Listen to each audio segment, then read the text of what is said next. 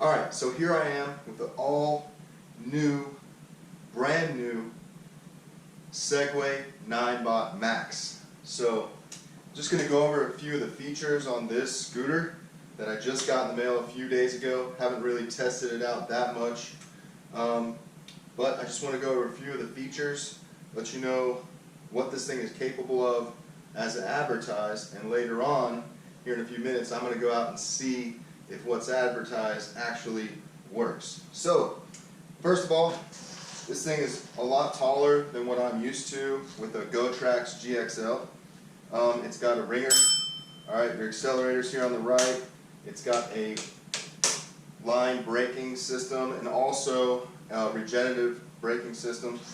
It is a rear wheel powered electric scooter, and the battery is in the bottom of the frame here instead of whereas normally, like on the GoTrax GXL and some other scooters, the battery is in this portion of the scooter. It does have air-filled tires, but they are tubeless, so you should not encounter as many flats as I have on the GoTrax GXL. Just to take a look, in comparison to my old scooter, here's the GoTrax GXL. Side by side. This thing is a lot lighter, however it's not as powerful. With this thing I could only get maybe 14 miles per hour with 20 miles at the max. Maybe not even that, 20 miles on this thing. I'm 6'1", 225 pounds, so from riding this thing so far, it does very well with hills, very well with acceleration. It has a few different modes: pedestrian mode, drive mode, and sport mode.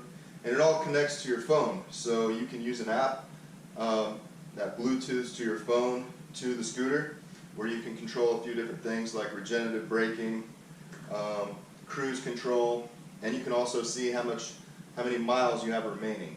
So what I'm going to do right now is I'm going to go and put this thing to the test and see how many miles it will actually get. Now, remember, depending on your weight, you probably will get the full 40 miles if you weigh 100 pounds. But for me, 225 pounds, I'm eager to see, in fact, how many miles I can actually get. So, without further ado, let's hit the road, and I'll see you in a bit.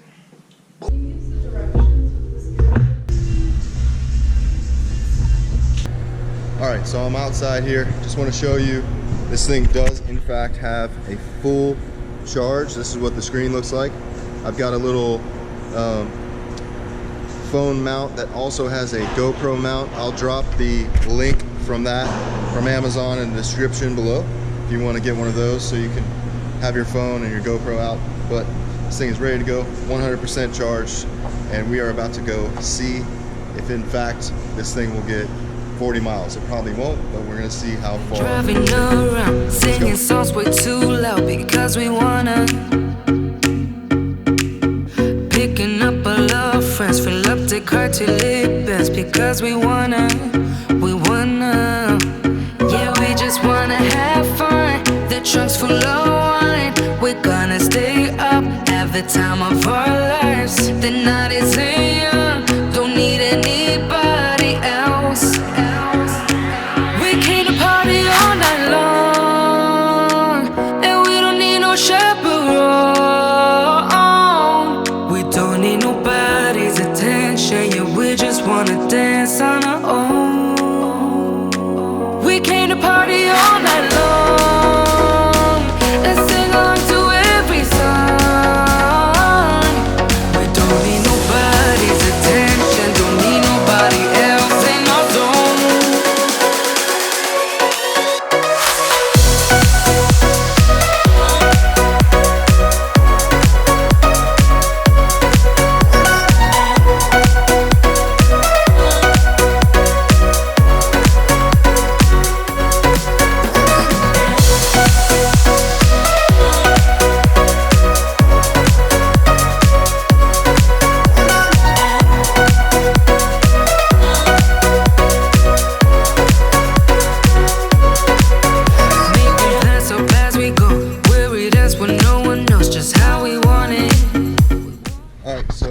made it over to South Park Mall. I drove from uptown Charlotte and I ran my Nike Run app, and it says that I've gone 6.21 miles.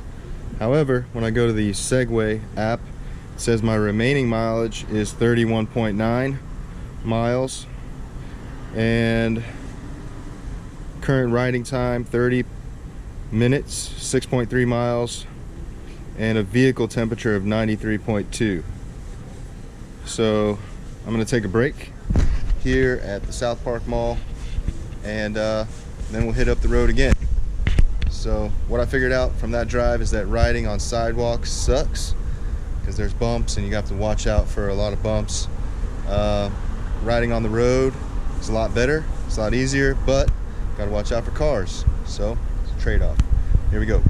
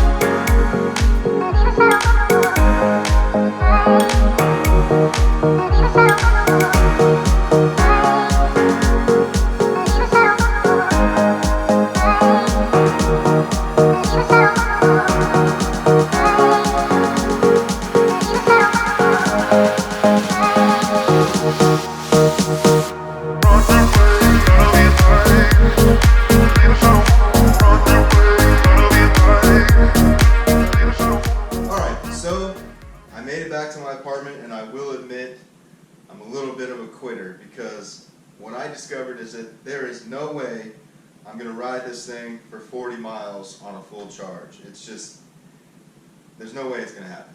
Alright, so this trip I managed to make it 15 miles, okay? So I used my Nike Run app to track. I made a few stops, so I would press pause so I know the total mileage that I accomplished on this ride. 15.14 miles. It took me an hour and 27 minutes of driving, and my average pace was 5 minutes and 47 seconds per mile. Now that's from the Nike Run app, but if we go to the Segway app, when I took a screenshot when I ended the ride, it said that I had a remaining mileage of 19.4 miles and a battery percentage of 49% remaining. If we go to the second page in the app, it said that my remaining mileage 9.4, average speed 13 miles per hour, and a vehicle temperature of 102.2 degrees Fahrenheit. So what that tells me is that the advertised 40 miles, I would probably get close to it, but not quite the 40 miles, because at a remaining basically 49%, I went 15.14 miles. So I guess maybe another 50%. I started at 100%, so another 50% would give me a little over 30 miles. Alright, I was going up and down hills. I was in sport mode the whole time. It was a little warm out, so all those contributing factors probably lead to a little less than 40 miles, including my 225 pounds. So if you weigh less than 225 pounds, then you could probably get closer to the 40-mile range. Now, what I figured out is that I'll probably never need the 40 miles on this thing. The main usage for me for this thing is to go to the gym and back. I live in the city, so I don't want to drive my car back and forth out of my parking garage to the gym. I'll take it to the grocery store. Really, the only time I drive my car is to work and back. And other than that, this thing is going to do exactly what it needs to do. The riding experience was very comfortable. It took bumps like a champ. It took hills. Amazing. I'm really not used to that with this old GoTrax GXL. It took hills really bad. Most of the time I would have to pedal myself up hills, even small hills.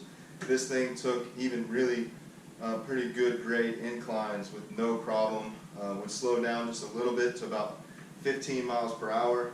Most of the time it was hitting 16, 17 miles per hour. Even when it got down to 50%, it was still riding 16, 17 miles per hour on straight and level. The brakes, they work wonderfully. Let's see, what else? I'm just very, very pleased and happy with the riding experience of this thing. It's sturdy, it's built like a tank, it takes bumps very well. What I did notice actually, is sometimes, you know, on sidewalks, you'll see an uneven sidewalk with a little bit of bump, and so I would kind of, right before I hit the bump, pull back and raise up the front end. And a few times while I did that, I was on the gas, and I'm not used to a rear wheel drive electric scooter. And while I was on the gas, and I would try to go over the bump, if you're accelerating, be ready for the front end to come up a little bit more. So kind of like almost where it wanted to get into a wheelie situation. So that was something new for me. Another thing that I did notice about this particular scooter is that there is a lag on the accelerator. So if you are on full accelerator, 100%, and you let go of the accelerator and you think that right away the scooter is going to stop, it doesn't stop immediately. I would say there's like a half a second lag where when you release the accelerator, it still accelerates to where you had the accelerator, and then about half a second later you can feel the deceleration. So that's something that I'm going to have to get used to. It won't, for me it's not that big of a deal. It's just something that I'm not used to feeling, so I'll have to get used to that sensation of letting go. If I see a bump or something right in front of me, let go of the accelerator just a little bit sooner, or be ready for it to not decelerate right away. Half a second or less. It's not a big deal, but it's just something that I noticed. Other than that, this scooter is fantastic. I'm completely satisfied. I got this thing on Indiegogo, and if any of you are following Indiegogo anytime, you would know that this scooter, I purchased it in June, and it took until September to get it, and they promised it in July. So not very happy about that. I wish they had been truthful, but you know, things happen with, it's made in China, and they had to deliver it from China. They had a huge backing on Indiegogo, so I'll cut them some slack because of the really great build, the really great product that has been delivered. Just next time, Segway, if you go with Indiegogo, make sure that you have competent people working for you that will do what they say they are going to do. Anyways, I don't know if I'll ever contribute to Indiegogo again because of that experience, but I would definitely, from what I have seen in this one really long drive, go with Ninebot Segway Max every single time. Alright, well, if you're getting one, I hope you enjoy yours. If you're thinking about getting one, this is the scooter to get.